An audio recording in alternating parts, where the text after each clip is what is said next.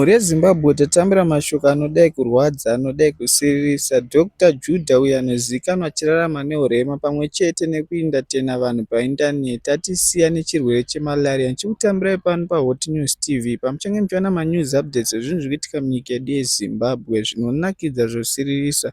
Kana iri first time yako ndokuudzira kuti usubscribe uturn on the notification bell so that pandodzoka nemamwe manews updates akupisa ndiwe munhu achatanga kumaona. Ngadzoke munhau dzedu zvise.